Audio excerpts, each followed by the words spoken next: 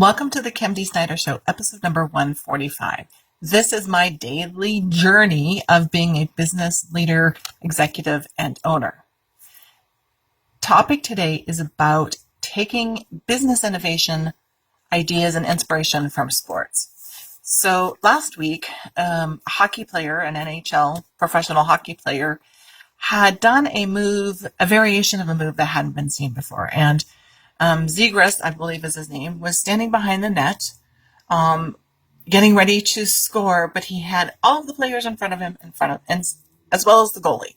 And what he did is, instead of going to the left or the right of the goal, he flicked the puck over, and it went over the goalie's shoulder to his teammate, and his teammate swatted it in. Yesterday, apparently another hockey player did a similar move. However, I think the hockey player flipped it over the net with his stick, and it probably, tapped the back of the goalie, rolled down between the goalie's back and the goal, and scored.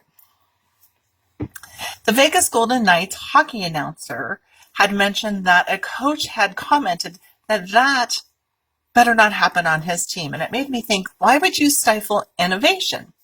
And I wanted to look at some of the innovation that sports has provided us business leaders and how we can take inspiration from that.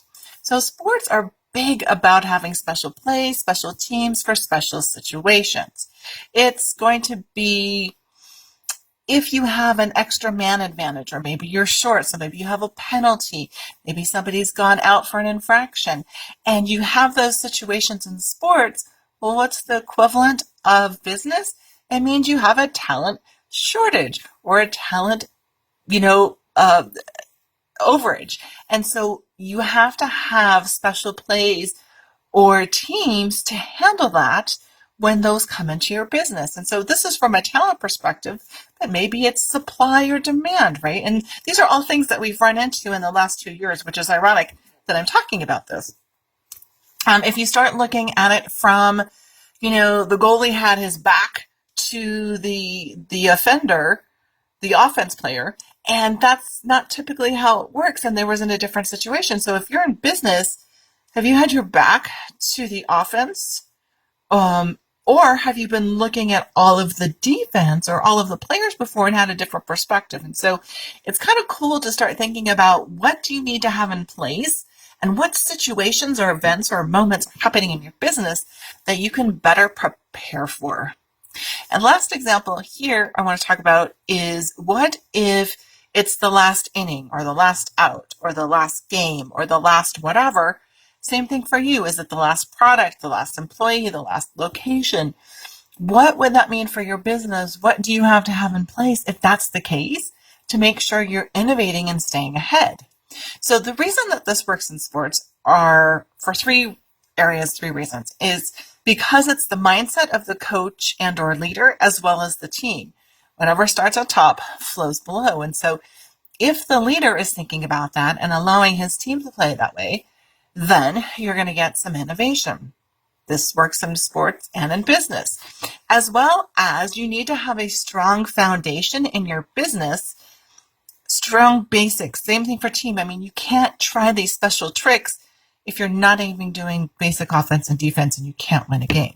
You can't try these tricks if you are a brand new business and you don't even have, a solid P&L with customers coming in and cash flow. So the third one is teamwork. And with teamwork comes trust. You have to have a great level of trust to work with your team in order to do these plays. You have to be able to do them in and out and not have to think about it, so it comes second nature. Same thing with business. If you're going to offer these special teams or special situations, you have to have that trust within the team to make it work. So whether it's, a thought leadership special team or a SWAT team that goes in and hyper focuses on one problem for a customer, if it is a entrepreneur group, if it's an entrepreneur in residence program, if it's public facing or internal facing, like looking at those special situations and teams that you can create that will help you and your business move ahead and be more competitive. For the show notes for this episode, please go to kimdsnyder.com/145.